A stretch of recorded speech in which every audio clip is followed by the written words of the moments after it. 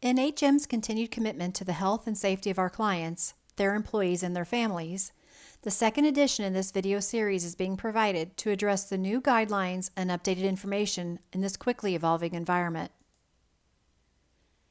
As the virus continues to spread throughout the world, across the United States, and in our local communities, it's important to continue our efforts to keep communication lines open with your employees, whether working at their normal place of work, working remotely, through telework arrangements, or in their homes. Each of us have heard the ways that we can each help stop the spread of the virus throughout our community. Now is the time to reinforce these prevention points in each communication we have with our staff. As your organization develops and implements your disease response plan, continue to communicate your commitment to employee safety. Reminders of keeping the worksite virus-free through the use of sanitizing agents, hand washing, and social distancing is important, as well as addressing additional aspects of your response plan. And remember to check on your employees' well-being. This is a difficult time for all employees, including additional pressures on your management teams. Business leaders that take a few moments periodically to touch base with their staff can make a difference on the possible toll this devastating disease may have on your workforce. U.S. businesses have already begun to feel the impact of the virus on their operations. Many companies have already begun changing the way in which we deal with clients and provide our goods and services. Because of the current and expected impact, the IRS has issued Notice 2020-17 and 18 that extends the deadline for business and personal tax filings until July 15th, 3 months after the normal April 15th deadline for tax filing. This announcement advises there is no need to file an extension, as the deadline date extension is automatic.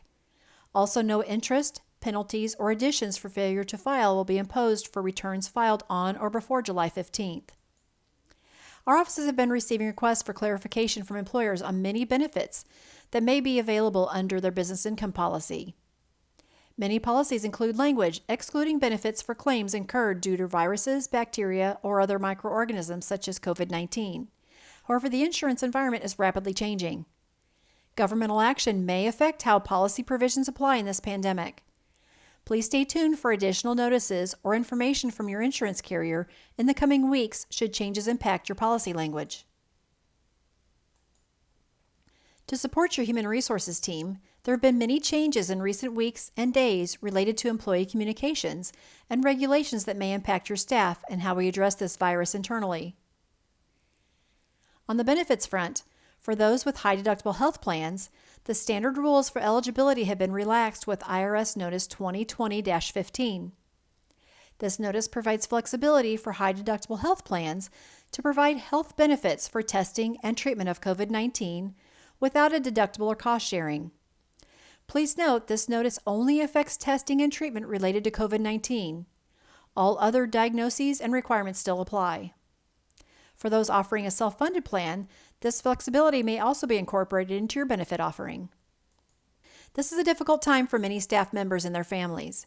During this time, reminders on key aspects of the benefit plans your company offers is vitally important.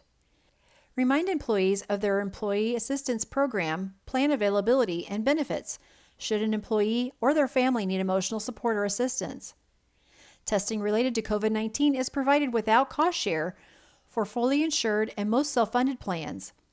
And stress the importance of treatment by telemedicine, oftentimes offering discounted copays for COVID-19 related teleservices received in their home. The Equal Employment Opportunity Commission has provided updated guidance for employers related to anti-discrimination laws under the American Disabilities Act. Many fundamental ways human resource professionals have handled medical concerns at their organization in the past differ related to pandemics such as COVID-19. Individual protections have given way to concern for the greater good of the community. Employers may ask employees if they are experiencing symptoms of the virus, such as fever, chills, cough, shortness of breath, or sore throat. Employers may monitor an employee's temperature during a pandemic. The Equal Employment Opportunity Commission reminds employers that some people with COVID-19, however, do not have a fever. Employers may delay the start date for final candidates starting employment, and existing job offers may be withdrawn if the candidate has symptoms of or is confirmed with COVID-19 virus without violating ADA regulations. The Families First Coronavirus Response Act, passed on March 18th, will provide an expanded qualifying event for FMLA protections for employers with fewer than 500 employees. Individuals that have been employed for 30 days or more that need to remain at home to care for their child under the age of 18 due to a school or place of care closure, or if the child care provider is unavailable due to a public health emergency. The regulation provides the standard 12 weeks of leave. However, only the first 10 days are unpaid. The remainder 10 weeks are paid at 2/3 the regular rate of pay to a maximum of $200 per day, $10,000 maximum per individual. This paid leave requirement is only for this qualifying reason. This regulation expires on December 31st of this year. The second portion of the FFCRA addresses paid sick leave available to employees affected by COVID-19. Employers with less than 500 employees are impacted. Employees qualify who are subject to a federal, state, or local COVID-19 quarantine or isolation order, or if they're advised by a healthcare provider to self-quarantine due to COVID-19 concerns, or if they're seeking medical diagnosis due to experiencing symptoms of COVID-19. All are eligible for 100% of the regular rate of pay up to a $500 per day, $5,110 maximum per individual. When the employees need to be away from work to care for an individual experiencing symptoms of or subject to a quarantine order for COVID-19, or if they're needed to care for their child due to the closure of their school or daycare due to COVID-19 precautions, or any other substantially similar conditions specified by the Secretary of Health and Human Services, the employee is eligible for 66 2/3 of their regular pay up to a $200 per day maximum or $2,000 maximum per individual. This paid sick time is in addition to any other employer-sponsored sick leave or paid time off. This pay is recouped by the employer 100% through payroll tax credits. These are new benefit requirements, and there has been a moratorium for compliance of 30 days to allow employers to adhere to these new regulations, provided the employer is working toward compliance in good faith. On the recruitment front, according to the Society for Human Resource Management, the United States Department of Homeland Security has announced a deferment on the requirements to view I-9 documents in person for employers that are performing operations completely remote basis. This change applies for both employees at a company worksite and those employees working remotely.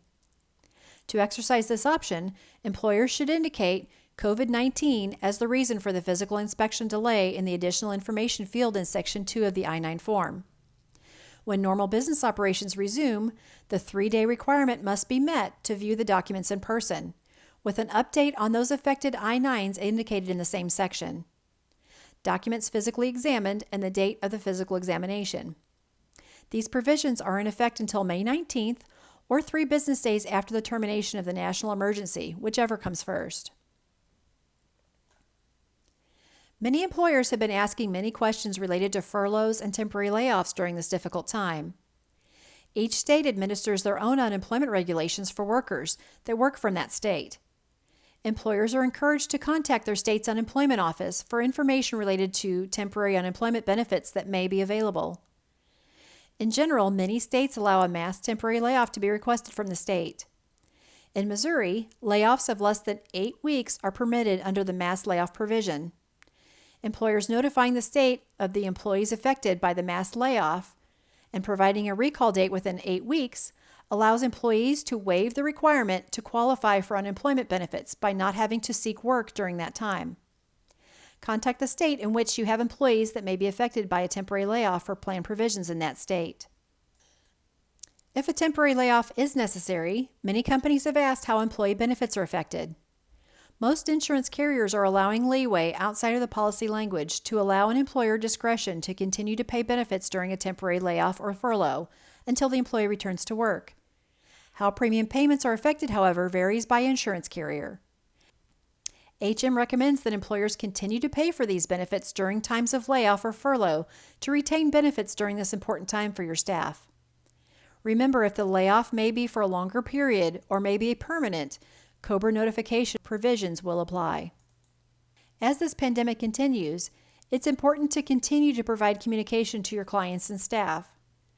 Credible sources for updating your employees include the Center for Disease Control and the World Health Organization. Updates are provided daily and sometimes hourly related to the disease spread. Please check these sites frequently for the latest information.